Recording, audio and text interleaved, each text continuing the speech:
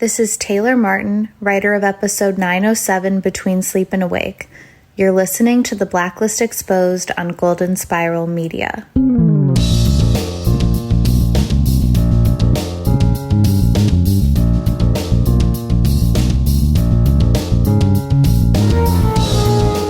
Ressler's hair and beard finally get their own episode. Welcome, everyone, to the award-winning The Blacklist Exposed podcast. Greetings, one and all. I'm Agent Troy Heinritz. And I'm Agent Aaron Peterson. Carnations are my wife's favorite flower, so I hope that snarky little florist catches a few thorns cutting that stem. You know what I'm saying? That was rude. Thanks for joining us yet again as we discuss Between Sleep and Awake on The Blacklist, written by Taylor Martin and directed by Christine Moore. Show notes and our intel for this episode of The Blacklist Exposed can be found at theblacklistexposed.com. And welcome back, Ressler's Hair Products. Yes. Happy New Year, one and all. 2022 is here, and we're starting off The Blacklist without James Spader. He was in there. He was in there for the first 5 minutes. Well, barely. Yeah. What do you think about this? Ressler keeps getting his own episode. This is like 2 seasons in a row. He got his own. That's right. Brothers with no James Spader, and then this one, I guess you could say, had James Spader sitting in the backseat of a car, looking longingly into the night. Yeah, I'm not even kidding. I mean, he was in there. I think he had one line: "Lose him," and that's it. Yeah. I don't even count him being in the episode. That's how little. I bet his paycheck counts him. But yes, it's a interesting way to start off the season, or the what do we call this? The mid-season. I think the mid season, because we're back 3 episodes, I think, before the Olympics kick in, and then we're finally back like full bore, end of February, early March. Is that really how the schedule is going to work? It's like 3 episodes, and then we're off for most of February? Yeah, that's exactly how it's going to work. That's kind of handy since I'm pretty out of pocket for most of February. So that works, actually, a little bit. They're planning it around Aaron's schedule, everybody. That's how much influence he has. I appreciate that. The Olympics themselves planned around my schedule, so I really do appreciate that. That's right. Woohoo! Well, if you're new to the show, we basically do a profiling question of the week to start off the episode. Then we get into this week's case profile before hearing thoughts on the episode and any Blacklist musings from all of you in Special Agent Intel. Because this episode didn't really have anything that kind of kicks off the mythology or keeps the mythology going, we are going to hold over our profiling question from last time, which was, will Red get revenge on Dembe or forgive him for the supposed letter debacle? Yeah. I really thought by the end we would have some thread, some hanging chad, if you will, of information that would be like, that would just carry it to the next episode. It really was very self-contained. Right. It's just like, here's 2 years of Ressler's life. Go.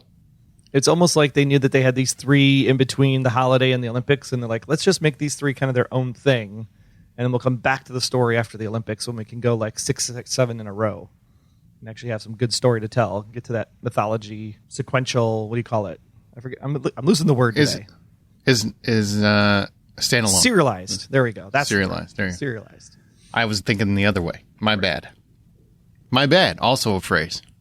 Hey, we got all these phrases. So, do we want to talk about this? I feel like we're just all over the place. We are rusty. We haven't done this in like a month. It's been a while. It was a nice vacation. Don't like when they break like this. I really don't. It's just like, it broke for a couple weeks, and they did an episode, then it broke for a month, and it's just like, and then we're going to do 3 weeks, and we're going to break for a month, and it's hard to get your flow going, It is. So we promise we won't walk away, not at least until we discuss this week's case profile.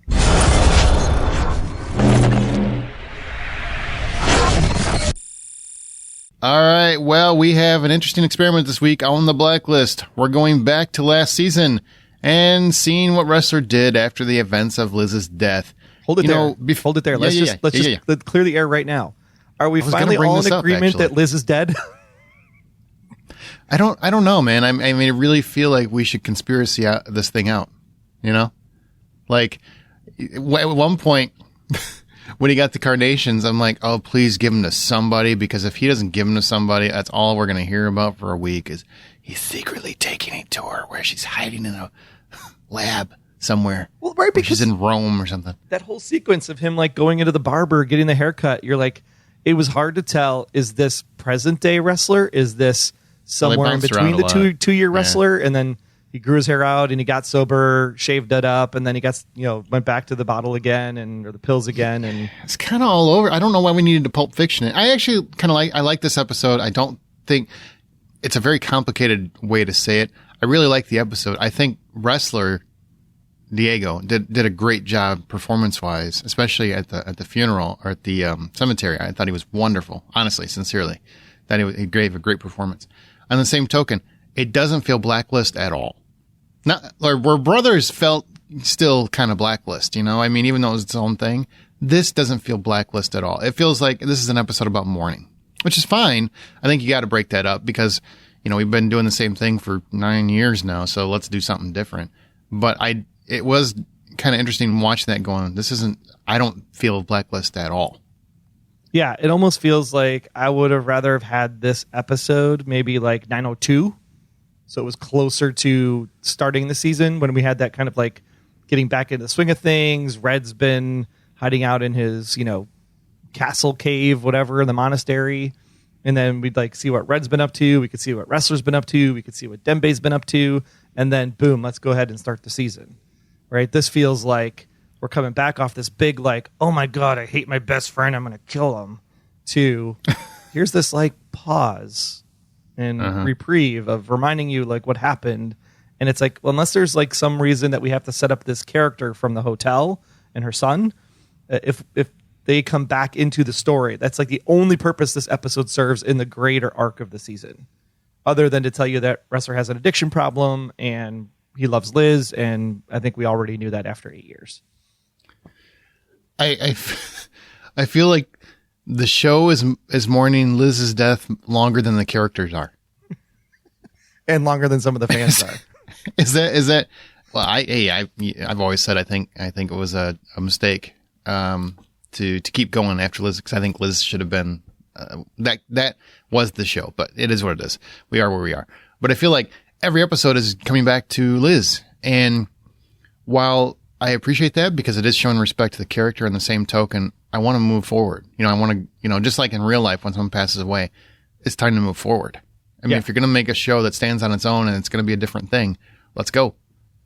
Let's get there. I'm not knocking the show. I really did like this episode. It just doesn't feel like Blacklist, but I did like this episode, and Diego was great. I just feel like we need to get there. Yeah, I think we said that all season. Like, all of these episodes are quality television. Like any other standalone procedural type of show that you would have seen that doesn't have 8 years of mythology behind it, these would be really great television episodes. The problem is that it's in the context of the Blacklist world and the Blacklist mythology, even though we said we think the mythology is finally done at the end of last season, it just pulls you out of the experience to go like, I really just can't, because I'm looking for like, what's the hook? What's the lexical ambiguity? What's the next redism? All of that is still hanging over the show. And then you don't have that. It's kind of like, well, what am I watching? Well, and it doesn't progress anything forward. There's nothing here, like you said, unless there's a pivotal reason why the woman and her child were introduced. I really got nothing out of this episode that I didn't already have. I feel like the show had already established pretty well he was on painkillers, that he was addicted again, that he was trying to come out of it, that he was struggling, that he blamed Red, that, he had a hard time after Liz's death, that he was a mechanic. Like, all these things were answered in the first couple episodes. So, though I appreciate adding humanity to a character, because we don't get that on network television too much, and that's nice. And I think, like I said, I think Diego nailed it. On the same token, let's go. There's no new information here. I could have had a new Blacklister. I could have had Diego on a side tangent back to Detroit with his brother or something, which would have been kind of cool. But it's hard to say, because I'm not knocking it, because I think Taylor did a very good job with the episode. It's Absolutely. It's just a matter of, I just want to get past. I don't want to hear about Liz every episode. Right. As much as I love Liz as a character, I don't want to hear about Liz every episode. Yeah, I think you said it best when you said, grief is one thing, and this is a great episode about grief and how people deal with grief and how rock bottom is rock bottom. And I think you went through a lot of emotion, which a lot of people have done in 2021. So maybe this is a great way to start off 2022. Like, still are. Yeah, still are. Yeah. I mean, it's the Omicron's like fully spread across everything, and it's a tough time. So to sit in that toughness, I mean, is great television. But like you said, at the same time, like when you've grieved long enough, it's time to go ahead and move forward. Yeah. And, you know, on that note, let's talk about the episode.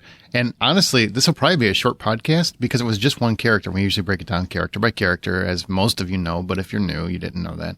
We don't usually go just to story. So this one, we're just going to have to break down Ressler. He's really the only character that had anything to do this episode. So he's chasing Red.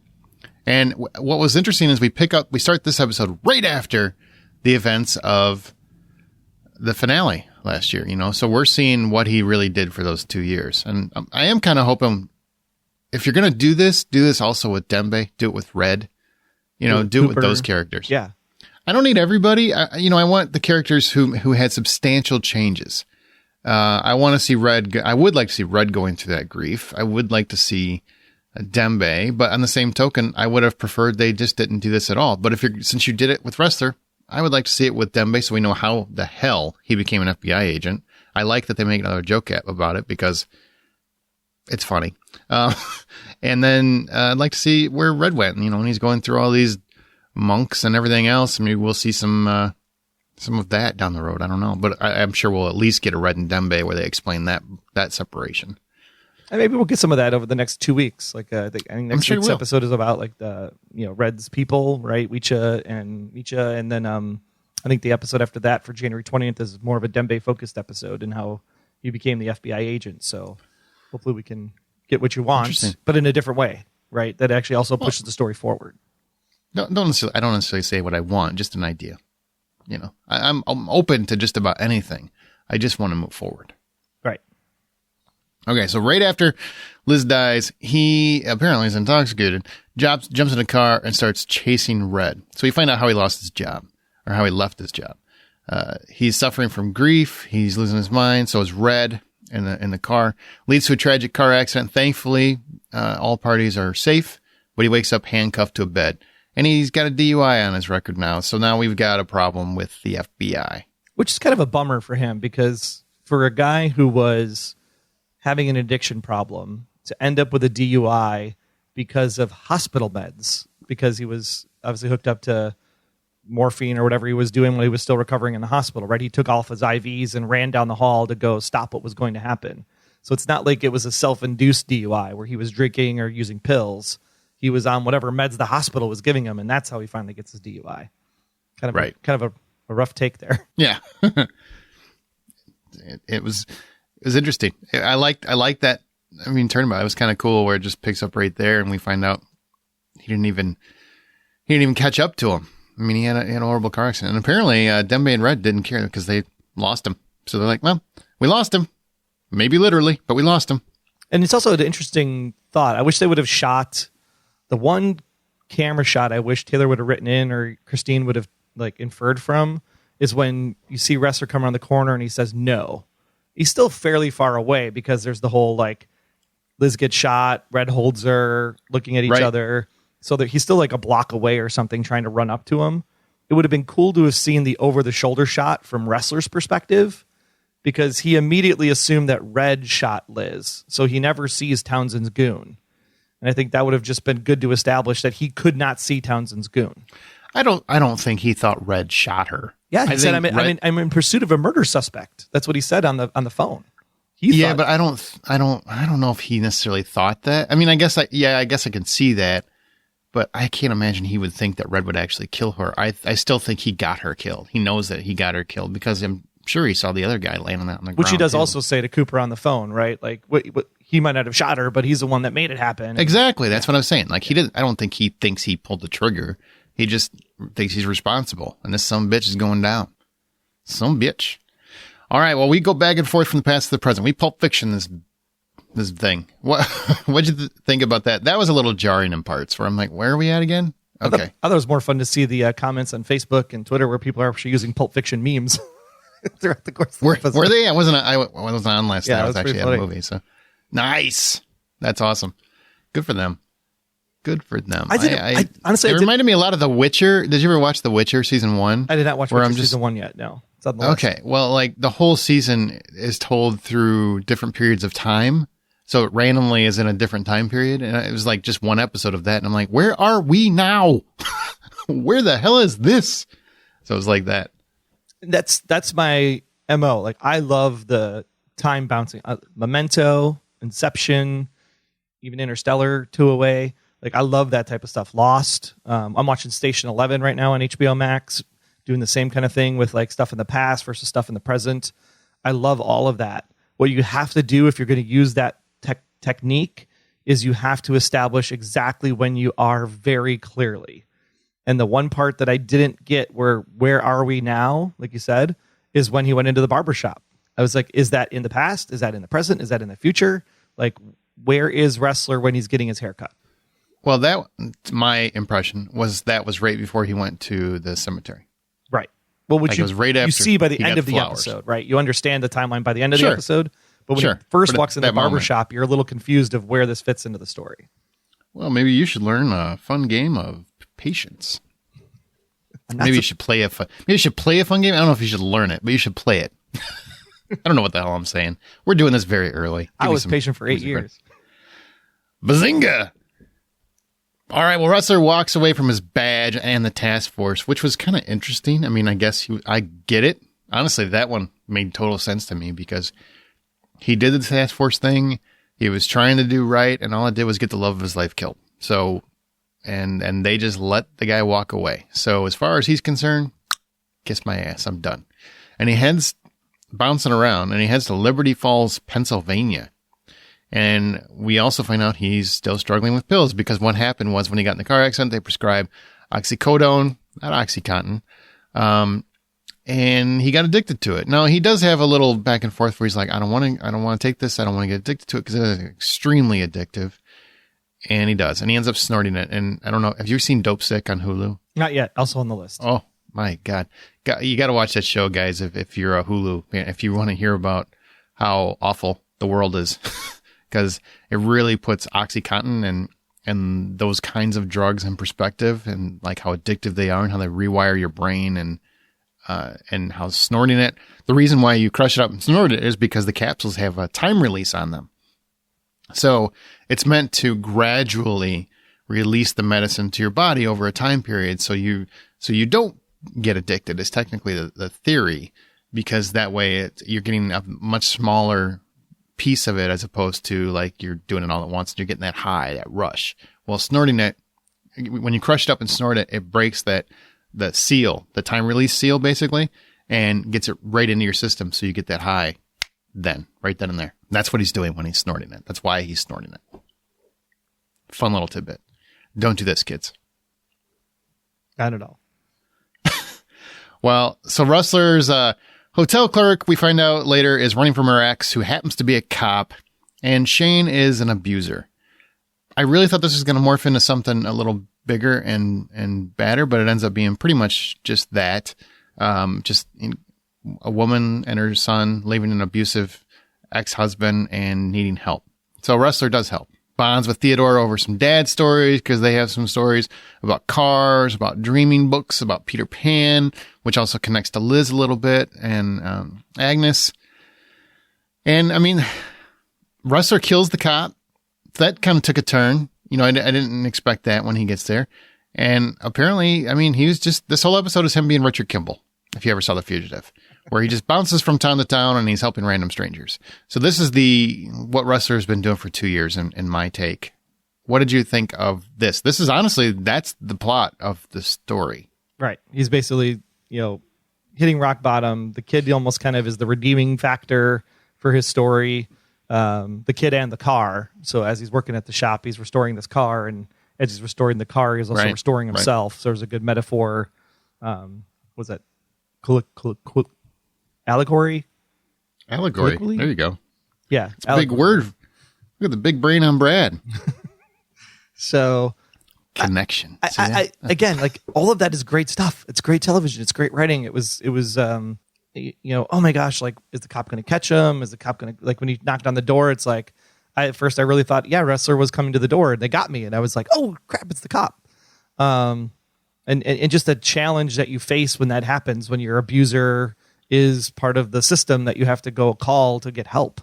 I mean, all of that is really, really good stuff. And I enjoyed every second of the episode from that perspective. Yeah, it was good. Do you want to see Mom and Kid again? You want to see little Theodore again? I think it'd be interesting to have Ressler have some kind of like way to move forward with a different romantic involvement somehow? Like they don't have to show up like as like a character in the show, but maybe Ressler comes home at one of the end of the episodes or something, and then she's at the apartment with him or whatever. I think that would be a. I liked Theodore. Yeah, I like both of them actually. She was a good actress, and he was a good young actor. Those are always hard to find. But unless it's going to be like just ask some of the Agneses over the years. I mean, I could see them working into the story if the story was going to be like Ressler goes after Red, and then there's like some tragedy because of that they would end up dead or something because of the involvement with Red, and that would drive Ressler to go after Red again. Like again, it's like what's the point of this episode in the long term? That's the question I keep asking myself. And just to fill in the blanks. That's it. Or to fill in a time slot. Yeah. one of those things. One of those things. But it sounds like they're going to do that with Dembe too. So it looks like maybe they are doing that for 3 weeks.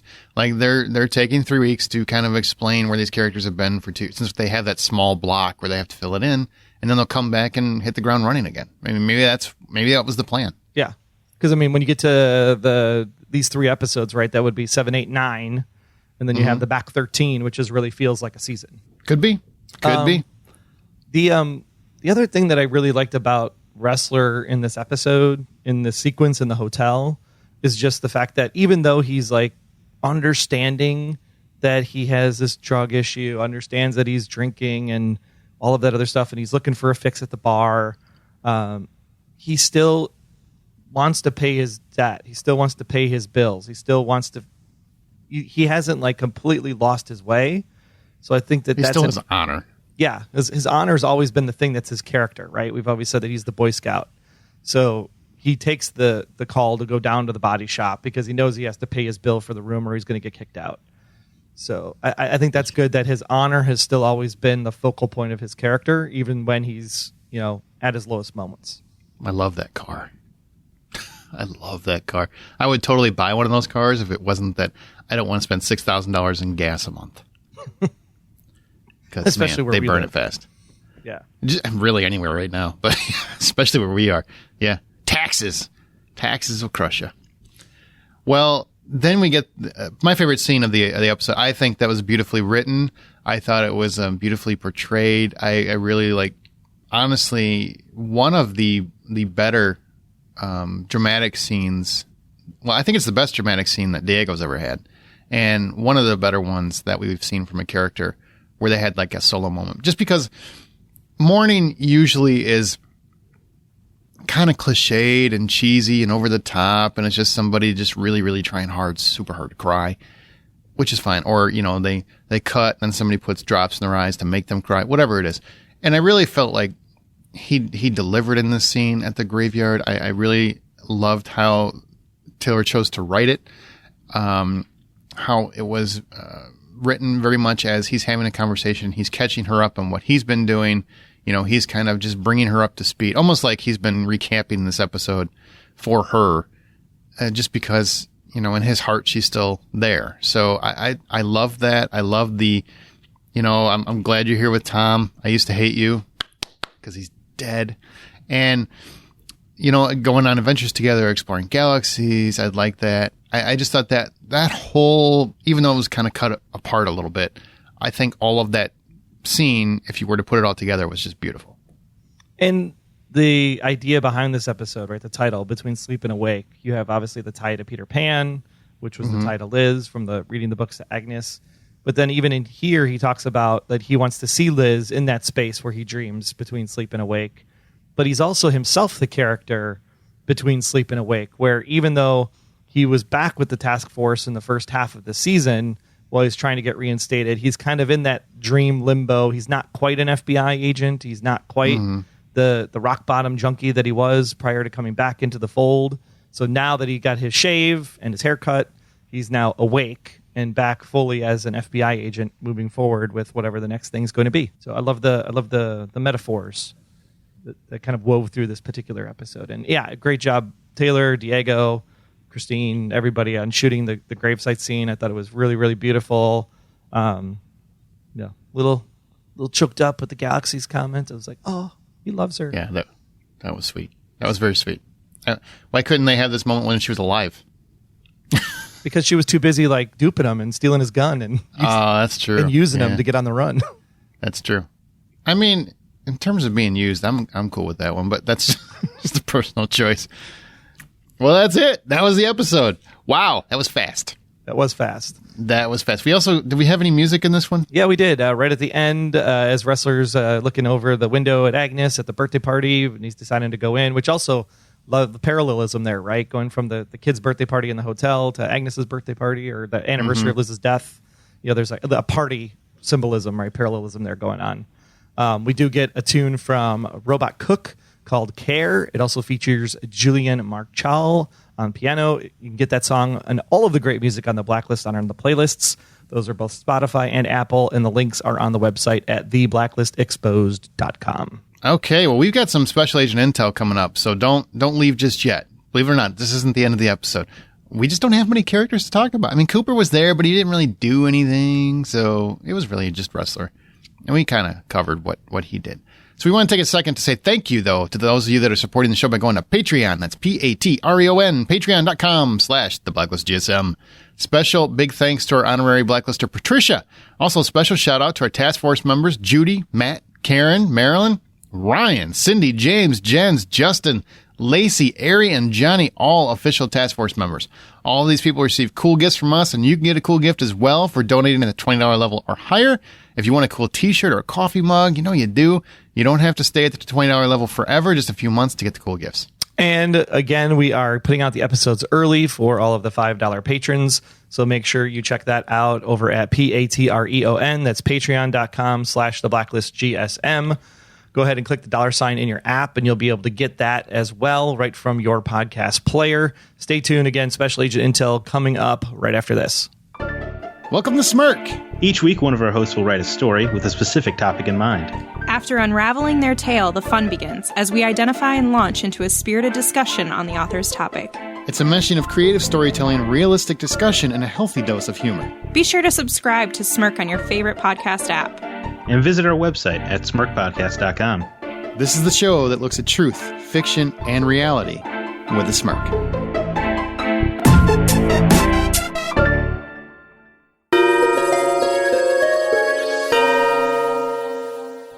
All right, let's go to Special Agent Intel. Heather McDonald. The only time I've watched an episode without James and enjoyed it. Damn.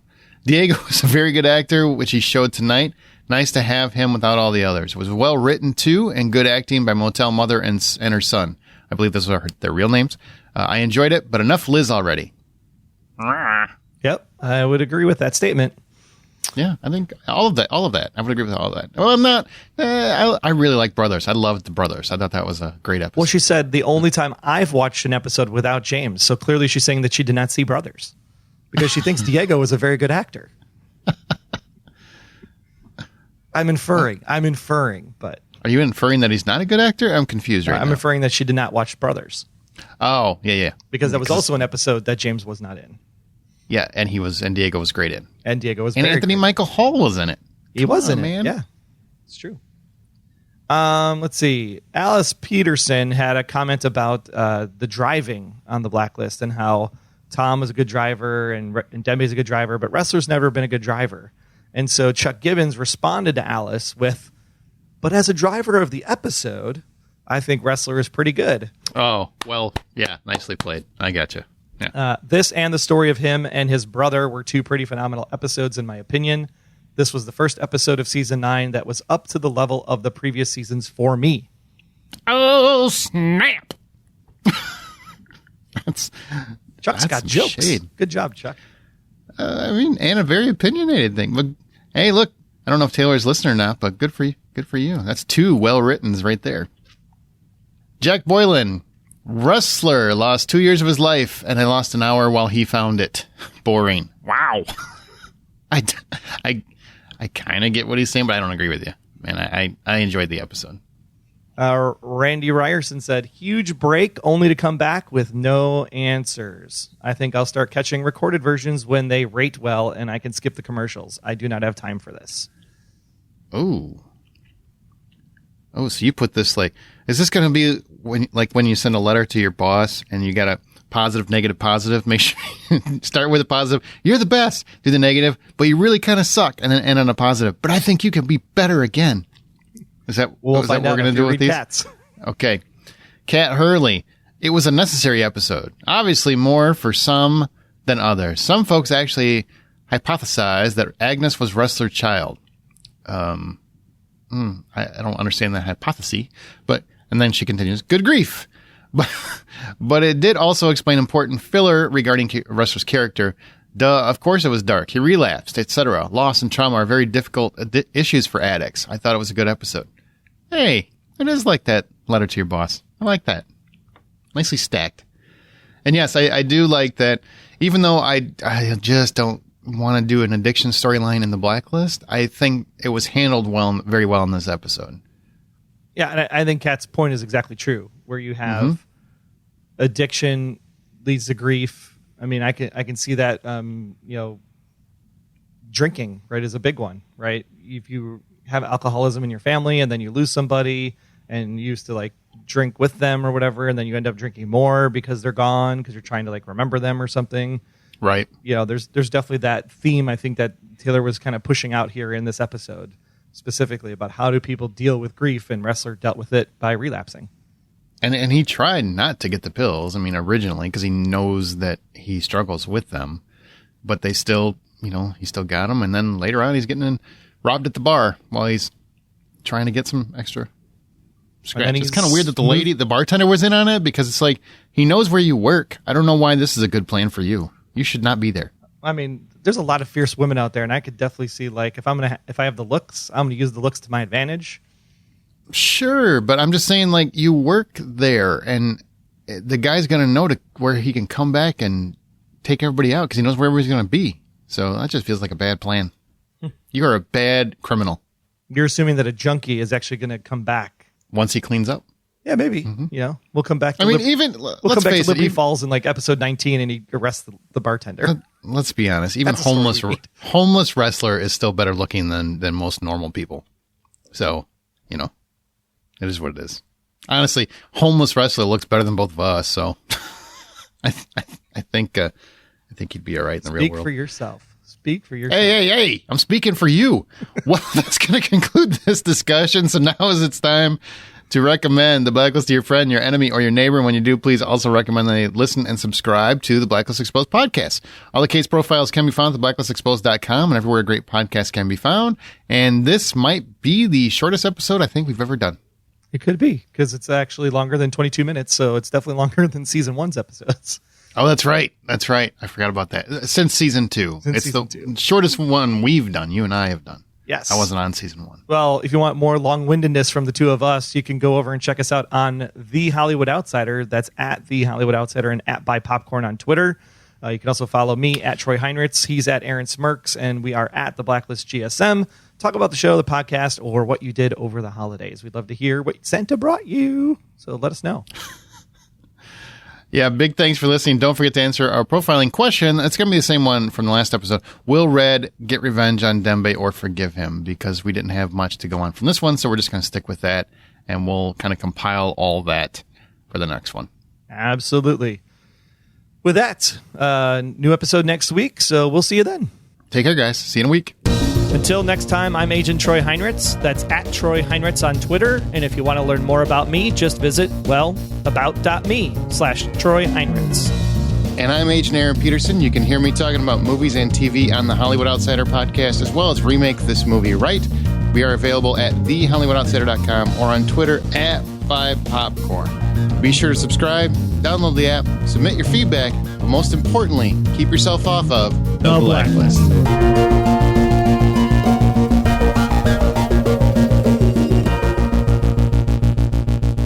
The Blacklist Exposed is a Golden Spiral Media production. Find more of our great podcasts at goldenspiralmedia.com/podcasts.